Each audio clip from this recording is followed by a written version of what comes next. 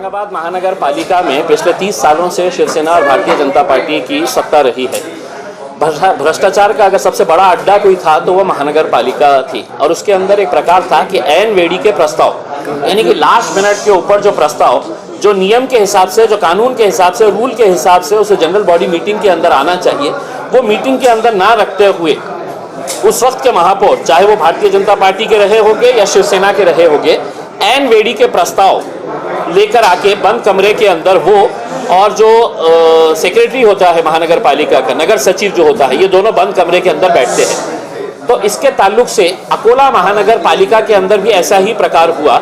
उसकी इंक्वायरी की गई और गवर्नमेंट ने दिसंबर 2021 को वहां के अकोला के म्युनिसिपल कमिश्नर को एक पत्र भेजा और उन्होंने कहा कि उस वक्त के महापौर, उस वक्त के नगर सचिव और उस वक्त के कमिश्नर, तीनों के ऊपर एफआईआर रजिस्टर किया जाए क्योंकि ये ऐन वेड़ी के जितने भी प्रस्ताव थे ये टोटली इलीगल थे। इसके बाद मैंने महानगर पालिका के पूरे जितने भी ठराव पास किए गए थे, 220 ठराव ऐन वेड़ी के लिए गए थे, वो पूरे डॉक्यूमेंट्स मैंने निकाला, पूरों को स्टडी किया। पूरों को स्टडी करने के बाद मैं इस नतीजे के ऊपर पहुंचा कि कई करोड़ों रुपये के जो जनरल बॉडी के अंदर डिस्कस होना था वो बंद कमरे के अंदर है तो निर्णय लिया गया है। कई ऐसे काम थे जिसका है तो चर्चा होनी चाहिए थी, लेकिन कहीं ना कहीं उनकी नीयत साफ नहीं थी। उनको मालूम था कि ये बंद दरवाजे के अंदर हमको करना है क्योंकि इसके अंदर हमारे को पूरा मलिदा खाना है करके, तो ये सब पास किए गए। अगर एक अंदाजे के हिसाब से निकाले तो 100, 125, 150 करोड़ रुपए तक ये मामला जाएगा। भाई दुकानें महानगर पालिका की किराए से देने का है, वो एनवेडी के प्रस्ताव में आएगा।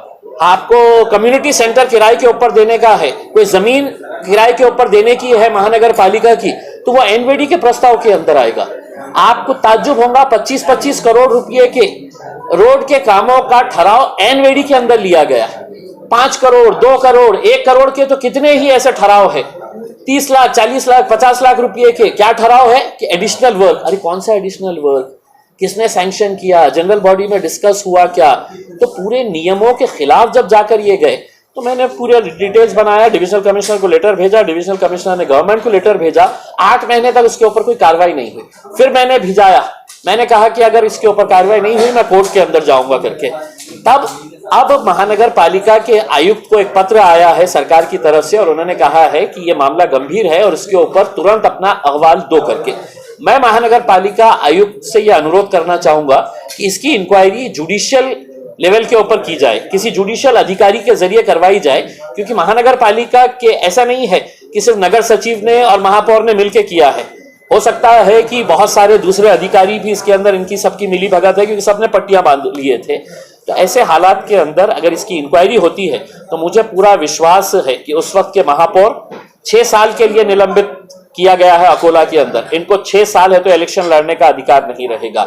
इनके ऊपर एफआईआर रजिस्टर होगी और सिर्फ एफआईआर महापौर पे नहीं, एफआईआर महापौर पे, नगर सचिव के ऊपर और उस वक्त के आयुक्त के ऊपर एफआईआर रजिस्टर होगी। और अगर ये इंक्वायरी बराबर से अगर नहीं होती है तो मेरे पास पूरे पुख्ता सबूत है, मैं अदालत के अंदर जाऊंगा और अदालत के अंदर इनको सबको कटघरे के अंदर इंक्वायरी कर लीजिएगा और उसमें अगर मैं भी अगर होऊंगा तो उसमें ये कर लीजिएगा, कोई भी बेईमानी के काम के अंदर ना मैं मेरा देखता हूं ना तेरा देखता हूं।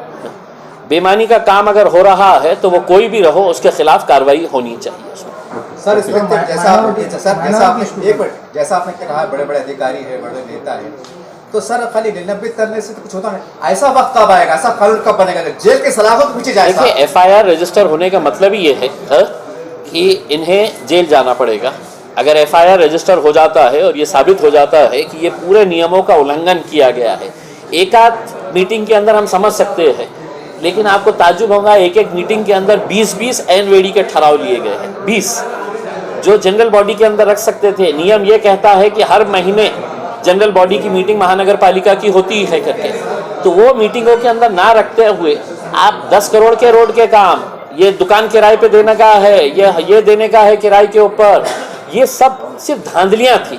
और वो धांधलियां उन्होंने समझे कि अब हम जा रहे हैं अब हमारे ऊपर कुछ होने वाला है नहीं, हमारे को कोई टेढ़ा कर नहीं सकता है, क्योंकि हमने सबको बांटे हुए है करके, लेकिन हमने निकाले हैं और हम निकाल के अब इनको आखिरी तक है तो पहुंचाने का काम एक करेंगे। सवाल अचानक जो है माइनॉरिटी स्कॉलरशिप बंद हो चुकी है, इस पर आवाज उठाएंगे सर? देखिए, बहुत ही गंभीर मामला है ये कि अगर आप सिर्फ महज माइनॉरिटीज को एजुकेशन से दूर रखना चाह रहे हैं और जो केंद्र सरकार जो नोटिफिकेशन जारी किया है वो बहुत ही अफसोसनाक इस बात के लिए है कि हम ये मांग कर रहे थे कि आप डिमांड ड्रिवन स्कॉलरशिप करिएगा। जो बच्चे ने अप्लाई किया है स्कॉलरशिप के लिए उसका डॉक्यूमेंट देखिएगा, वो गरीब है, कौन सी जाति धर्म का है ये मायने ना रखते हुए, क्योंकि देश पढ़ेगा तो ही देश आगे बढ़ेगा।